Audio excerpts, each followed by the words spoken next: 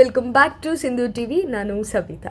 ಇವತ್ತಿನ ವಿಷಯ ರೇಣುಕಾಸ್ವಾಮಿ ಕೊಲೆ ಪ್ರಕರಣದ ಆರೋಪಿ ಪವಿತ್ರ ಏನಿದ್ದಾರೆ, ಪವಿತ್ರ ಗೌಡ ಅವರಿಗೆ ಸಂಬಂಧಪಟ್ಟಂತೆ ಅವರ ಸಂಜಯ್ ಸಿಂಗ್ ಅನ್ನುವಂಥವರು ಮೃತಪಟ್ಟಿದ್ದಾರೆ.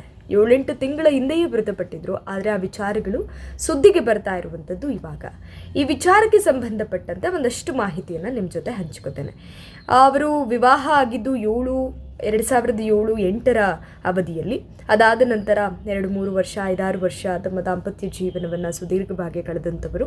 ನಂತರ ಇಬ್ಬರು ಒಮ್ಮನಸ್ಸಿನಿಂದ ಸಂಹಿತೆಯಿಂದಲೇ ಅವರಿಬ್ಬರೂ ಒಂದು ವಿಚ್ಛೇದನವನ್ನು ಪಡ್ಕೊಂಡವರು. ಆದರೆ ಈ ಚಿತ್ರದುರ್ಗದ ರೇಣುಕಾಸ್ವಾಮಿ ಕೊಲೆ ಪ್ರಕರಣಕ್ಕೆ ಸಂಬಂಧಿಸಿದಂತೆ ಆರೋಪಿ ದರ್ಶನ್ ಆಗಿರಬಹುದು ಅಥವಾ ಪವಿತ್ರ ಗೌಡ ಆಗಿರಬಹುದು, ಸಂಬಂಧಪಟ್ಟಂಥ ಎಲ್ಲ ಆರೋಪಿಗಳಾಗಿರ್ಬೋದು, ಈಗ ಮಾಫಿ ಸಾಕ್ಷಿಯಾಗಿ ಬದಲಾಗಿರುವ ಪ್ರದೂಷ್ ಆಗಿರಬಹುದು, ಇವರೆಲ್ಲರಿಗೂ ಸಂಬಂಧಪಟ್ಟಂತೆ ಇವರ ಹಿನ್ನೆಲೆಗಳನ್ನು ನಮಗೆ ಈಗ ಆಲ್ರೆಡಿ ಗೊತ್ತೇ ಇದೆ. ಆದರೆ ಪವಿತ್ರ ಗೌಡರ ಹಿನ್ನೆಲೆಯನ್ನು ನಾವು ತೆಗೆದುಕೊಳ್ಳೋದಾದರೆ, ಅವರು ಮದುವೆ ಆದ ನಂತರ ವಿಚ್ಛೇದನವನ್ನು ಪಡೆದುಕೊಂಡು ಒಬ್ಬ ಮಗಳನ್ನು ಸಹ ಅವರು ಹೊಂದಿರ್ತಾರೆ. ಆದರೆ ಈ ವಿಚ್ಛೇದನ ಆದ ನಂತರ ರಾಜಸ್ಥಾನದಲ್ಲಿ ಹೋಗಿ ಸಂಜಯ್ ಸಿಂಗ್ ಅವರು ನೆಲೆಸಿರ್ತಾರೆ. ಆದರೆ ಪವಿತ್ರ ಗೌಡ ಕೇಸ್ನ ಯಾವಾಗ ದಾಖಲಾಯಿತು ಅನ್ನೋ ವಿಚಾರ ಗೊತ್ತಾಗುತ್ತೆ. ಅವರಿಗೆ ಸಂಬಂಧಪಟ್ಟಂತೆ ಅವರು ಯಾವಾಗ ಸೆರೆಮನೆಯ ವಾಸವನ್ನು ಅಂದರೆ ಜೈಲಿಗೆ ಹೋಗುವಂಥದ್ದು ಅಥವಾ ಅರೆಸ್ಟ್ ಆಗಿದ್ದಾರೆ ಅನ್ನೋ ವಿಚಾರವನ್ನು ತಿಳಿದ ತಕ್ಷಣ ಅವರು ಬಂದು ಪ್ರತಿಕ್ರಿಯೆಯನ್ನು ಕೊಟ್ಟಿದ್ರು. ಅಂದರೆ ಪವಿತ್ರ ಗೌಡ ಅವರ ಪರವಾಗಿಯೇ ಅವರು ಮಾತನಾಡಿದರು ಸಂಜಯ್ ಸಿಂಗ್ ಅವರು. ಅದು ಸಮ್ಮತಿಯಿಂದ ವಿಚ್ಛೇದನ ಆಗಿತ್ತು. ಅವರ ದಾಂಪತ್ಯ ಜೀವನದ ಬಗ್ಗೆ ನಾವು ಗೊತ್ತಿಲ್ಲದೆ ಮಾತಾಡಬಾರ್ದು. ಆದರೆ ಅವರು ಆ ಮೊದಲ ಬಾರಿ ಅರೆಸ್ಟ್ ಆದಾಗ ಅವರ ಪರವೇ ಮಾತಾಡಿದರು. ಅವರನ್ನು ವಹಿಸಿಕೊಂಡು ಬಂದು ಪ್ರತಿಕ್ರಿಯೆಯನ್ನು ಮಾಧ್ಯಮಗಳಿಗೆ ನೀಡಿದರು. ಆದರೆ ಇದೀಗ ಅವರು ಅನಾರೋಗ್ಯದ ಸಮಸ್ಯೆಯಿಂದ ಮೃತಪಟ್ಟಿದ್ದಾರೆ ಅನ್ನುವಂಥ ವಿಚಾರ ಹೊರಬಿದ್ದಿದೆ. ಏನು ಅನಾರೋಗ್ಯ? ಈ ವಿಚ್ಛೇದನ ಆದ ನಂತರ ಅವರು ಬಹಳ ಮಾನಸಿಕವಾಗಿ ಕುಗ್ಗಿದ್ರು ಅನ್ನುವಂಥದ್ದು. ಮದ್ಯಪಾನ ಅಂತಕ್ಕಂಥದ್ದು, ಧೂಮಪಾನ ಅಂತಕ್ಕಂಥದ್ದು ಜಾಸ್ತಿ ಆಗಿತ್ತು. ಹೆಚ್ಚಿನದಾಗಿ ಕುಡಿತವೇ ಅವರ ಈ ಸಾವಿಗೆ ಕಾರಣ ಅಂದರೆ ತಪ್ಪಾಗೋದಿಲ್ಲ. ಬಿಕಾಸ್ ಅವತ್ತಿನಿಂದಲೂ, ವಿಚ್ಛೇದನ ಆದಾಗಿನಿಂದಲೂ ಅಥವಾ ಈ ಕೇಸು ಅಥವಾ ಅವರು ಬಿಟ್ಟೋಗಿದ್ದಂತಹ ನೆನಪುಗಳು ಬಹಳಷ್ಟಿದ್ದು ಮಾನಸಿಕವಾಗಿ ಕುಗ್ಗಿ ಪ್ರತಿನಿತ್ಯವೂ ಕುಡಿತದ ಚಟಕ್ಕೆ ಒಳಗಾಗಿ ಅವರು ಇವತ್ತು ಸಾವನ್ನಪ್ಪಿದ್ದಾರೆ. ಒಂದು ರೀತಿಯಾದಂತಹ ದುರಂತ ಕಥೆಗಳು. ಒಂದಲ್ಲ, ನಮ್ಗೆ ಅನಿಸುತ್ತೆ ಅಪ್ಪ ಇದೆಲ್ಲ ಬೇಕಿತ್ತಾ, ಇಷ್ಟೆಲ್ಲ ಬೇಕಿತ್ತಾ ಅಂತ. ಆದರೆ ಕೋಪಕ್ಕೆ ನಾವು ಕೈಯನ್ನು ಕೊಟ್ಟಾಗ ಅಥವಾ ಕೋಪದಲ್ಲಿ ಮೂಗು ಕುಯ್ಕೊಂಡ್ರೆ ಮತ್ತೆ ನಾವು ಅದನ್ನು ಪಡ್ಕೊಳ್ಳೋದಕ್ಕಾಗಲ್ಲ ಅಂತಾರಲ್ಲ, ಹಾಗೆ ಹಿರಿಯರು ಒಂದು ಮಾತು ಹೇಳಿದ್ದಾರೆ, ಬದುಕು ತುಂಬ ದೊಡ್ಡದು. ನಮಗೆ ಎಷ್ಟಿದೆ, ಏನಿದೆ ಅದರಲ್ಲಿ ಬದುಕಬೇಕು. ಆಸೆಯ ದುಃಖಕ್ಕೆ ಮೂಲ ಕಾರಣ ಹೊಸದಾಗಿ ನಾನು ಹೇಳಬೇಕಾಗಿಲ್ಲ, ಅವತ್ತು ಬುದ್ಧರೇ ಹೇಳೋಗಿದ್ದಾರೆ. ನಾವು ಆದರ್ಶಗಳನ್ನು ಇಟ್ಕೊಂಡು ಬದುಕಿದಾಗ ಜೀವನದಲ್ಲಿ ಆ ಬದುಕಿಗೆ ಒಂದು ಸಾರ್ಥಕತೆ ಇರುತ್ತೆ, ಆ ಒಂದು ಬದುಕಿನ ರೀತಿಗೆ ಒಂದು ಅರ್ಥ ಇರುತ್ತೆ. ಸೊ ಈ ಹಿನ್ನೆಲೆಯಲ್ಲಿ ನಾವು ನಡಿಬೇಕು. ಯಾಕೆ ನನಗೆ ಇದನ್ನೆಲ್ಲ ನೆನಪಾಗುತ್ತೆ, ಇದನ್ನೆಲ್ಲ ಹೇಳಬೇಕನ್ಸುತ್ತೆ ಈ ವಿಚಾರಕ್ಕೆ ಸಂಬಂಧಪಟ್ಟಂತೆ ಅಂದರೆ, ಒಬ್ಬರ ನೆನಪು ಅಷ್ಟು ಈಸಿಯಾಗಿ ಹೋಗುವಂಥದ್ದಲ್ಲ. ಸಂಜಯ್ ಸಿಂಗ್ ಅವರು ಇನ್ನು ಕೇವಲ 42 ವರ್ಷ ಮಾತ್ರ. ಅವಳ ಮಗಳೊಟ್ಟಿಗೆ ಇರುವಂತಹ ಭಾಗ್ಯ ಅವರಿಗೆ ಸಿಗಲಿಲ್ಲ. ಕಟ್ಕೊಂಡಿಂತಹ ಹೆಂಡತಿಯ ಜೊತೆಗಿರುವಂತಹ ಭಾಗ್ಯ ಅವರಿಗೆ ಸಿಗಲಿಲ್ಲ. ಕಂಪ್ಯೂಟರ್ ಇನ್ಸ್ಟಿಟ್ಯೂಟನ್ನು ನಡೆಸ್ತಾ ಇದ್ರು ಅವರು ಅನ್ನುವಂಥದ್ದು. Is a businessman. So ಹಂಗಿದ್ದಾಗ ಇದೆಲ್ಲ ಎಷ್ಟಿದ್ದು ಏನು ಪ್ರಯೋಜನ ಅಂತ ಅನ್ಸುತ್ತಲ್ಲ. ನಮ್ಮವರ ಜೊತೆಗೆ ನಾವಿಲ್ಲದೆ ಇರುವಂತಹ ಒಂದು ಆಬ್ಸೆನ್ಸ್ ಕಾಡುತ್ತಲ್ಲ, ಅದು. ಒಟ್ಟಾರೆ ನನ್ನ ಸಂದೇಶ ಕೊಡೋದಿಷ್ಟೇ, ಅವರು ಸಾವನ್ನಪ್ಪಿದ್ದಾರೆ.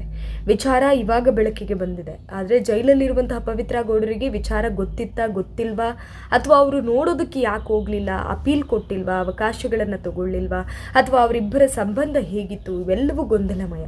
ಇದಕ್ಕೆಲ್ಲವೂ ಕಾಲ ಉತ್ತರ ಕೊಡಲೇಬೇಕಾಗತ್ತೆ, ಉತ್ತರ ಕೊಡುತ್ತೆ. ಆದರೆ ಈ ವಿಚಾರಕ್ಕೆ ಸಂಬಂಧಪಟ್ಟಂತೆ ನಾಗಲಕ್ಷ್ಮಿ ಚೌಧರಿಯವರು ಪವಿತ್ರ ಗೌಡರ ವಿಚಾರಕ್ಕೆ ಸಂಬಂಧಪಟ್ಟಂತೆ ಒಂದು ವಿಷಯ ಹೇಳ್ತಾರೆ. ನನ್ನ ಮಗಳಿದ್ದಂಗೆ ಆಕೆ ತುಂಬ ನೋವನ್ನು ಅನುಭವಿಸ್ತಾ ಇದ್ದಾರೆ, ತುಂಬ ಪಶ್ಚಾತ್ತಾಪವನ್ನು ಪಡ್ತಾ ಇದ್ದಾರೆ ಜೈಲಿನೊಳಗೆ ಇದ್ದುಕೊಂಡು ಅನ್ನುವಂತಹ ಮಾತುಗಳನ್ನು ಹಾಡಿದ್ದಾರೆ. ಮಹಿಳಾ ಆಯೋಗದ ಅಧ್ಯಕ್ಷರು ಅಲ್ಲಿನ ಸೌಕರ್ಯಗಳ ಬಗ್ಗೆ, ಅಲ್ಲಿನ ಹೆಣ್ಣುಮಕ್ಕಳ ಒಂದು ಕೊಠಡಿಗಳನ್ನು ವಿಚಾರಿಸೋದಕ್ಕೆ ಹೋದಾಗ ವಿಚಾರಗಳನ್ನು ಹೇಳಿದ್ದಾರೆ. ಒಂದಷ್ಟು ಕಂಪ್ಲೇಂಟ್ಸ್ ಬಂದಿದೆ, ಅವನ್ನೆಲ್ಲ ನಾವು ಸರಿ ಮಾಡ್ತೇವೆ ಅಂತ. ಸೊ ಪವಿತ್ರ ಗೌಡರ ನಿಜವಾದ ವ್ಯಕ್ತಿತ್ವ ಏನು ಅನ್ನೋದು ನಮಗೆ ಇಲ್ಲಿ ಗೊಂದಲ ಆಗ್ತಾ ಇರುವಂಥದ್ದು. ವಿಚ್ಛೇದನ ಪಡೆದಂತಹ ಪತಿ ಅವರನ್ನು ವಹಿಸಿ ಮಾತನಾಡ್ತಾರೆ. 7-8 ತಿಂಗಳ ಹಿಂದೆ ಆ ಸಂಜಯ್ ಸಿಂಗ್ ಅನಾರೋಗ್ಯದಿಂದ ಕುಡಿತಕ್ಕೆ ಒಳಗಾಗಿ ಸಾವನ್ನಪ್ತಾರೆ.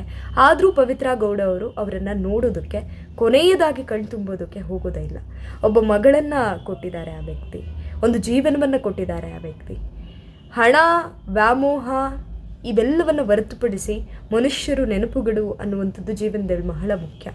ಅವರು ಕುಗ್ಗಿದ್ದಾರೆ ಅನ್ನುವಂಥ ವಿಚಾರ ನಾಗಲಕ್ಷ್ಮಿ ಚೌಧರಿಯವರು ಹೊರಗಡೆ ಹಾಕಿದಾಗ ಅನಿಸಿದ್ದು, ಸಂಜಯ್ ಸಿಂಗ್ ಅವರ ಸಾವಿನ ಸುದ್ದಿ ಅವರಿಗೆ ನಿಜವಾಗ್ಲೂ ಗೊತ್ತಿದ್ರೆ ಯಾಕೆ ಒಂದು ಅನುಮತಿಯನ್ನು ತೆಗೆದುಕೊಂಡು ಅವರು ಕೊನೆಯದಾಗಿ ಅವರ ಮುಖವನ್ನು ನೋಡೋದಕ್ಕೆ ಹೋಗಲಿಲ್ಲ ಅನ್ನುವಂಥದ್ದು. ಸಂಜಯ್ ಸಿಂಗ್ ಅವರು ಅನಾರೋಗ್ಯ ಅಂದರೆ ಕುಡಿತವೇ ಅದಕ್ಕೆ ಕಾರಣ. ಬಿಟ್ಟು ಹೋದ ನಂತರ ಹೆಚ್ಚಿನದಾಗಿ ಅವರು ದಾಸರಾಗಿದ್ದು ಕುಡಿತಕ್ಕೆ. ಸೊ ಆ ನೆನಪುಗಳು, ಆ ನೋವು ಅವರಿಗೆ ಕಾಡಿ ಅವರು ಮೃತವನ್ನು ಪಟ್ಟಿರುವಂಥದ್ದು. ಆಸ್ಪತ್ರೆಗೆ ದಾಖಲಾಗಿದ್ದರು ಅನಾರೋಗ್ಯದ ಸಮಸ್ಯೆಯಿಂದ. ಹಾಗಾಗಿ ಅವರು ಕೊನೆಯುಸಿರನ್ನು ಹಿಡಿದಿದ್ದಾರೆ. ಬಟ್ ಈ ಎಲ್ಲ ವಿಚಾರಗಳನ್ನು ಈ ಕೇಸ್ನಲ್ಲಿ ನೋಡಿದಾಗ ಯಾರು ಆರೋಪಿಗಳು, ಯಾತಕ್ಕಾಗಿ ಆಯಿತು, ಈ ಕೇಸ್ಗೆ ಸಂಬಂಧಪಟ್ಟಂತೆ ಈಗ ಬಿಗ್ ಟ್ವಿಸ್ಟ್ ಸಿಕ್ಕಿರುವಂಥದ್ದು, ಪೊಲೀಸರು ಸುಳ್ಳು ಸಾಕ್ಷಿಯನ್ನು ಹಾಕಿದ್ದಾರೆ. ಈ ರೇಣುಕಾಸ್ವಾಮಿ ಕೊಲೆಯ ಪ್ರಕರಣಕ್ಕೆ ರೇಣುಕಾಸ್ವಾಮಿಯ ತಾಯಿ ಕೊಟ್ಟಿರುವಂತಹ ಹೇಳಿಕೆಯಲ್ಲಿ ನೋಡೋದಾದರೆ, ಪೊಲೀಸರೇ ಆ ಸಾಕ್ಷಿಯನ್ನು ಕೊಡೋದಕ್ಕಿಂತ ಮುಂಚೆ ಶಸ್ತ್ರಾಸ್ತ್ರಗಳಿಗೆ ಒಂದು ರಕ್ತವನ್ನು ಬಡಿದು ಅವರು ತೋರಿಸಿರುವಂಥದ್ದು, ಸುಳ್ಳು ಸಾಕ್ಷಿಯನ್ನು ತೋರಿಸಿರುವಂಥದ್ದು.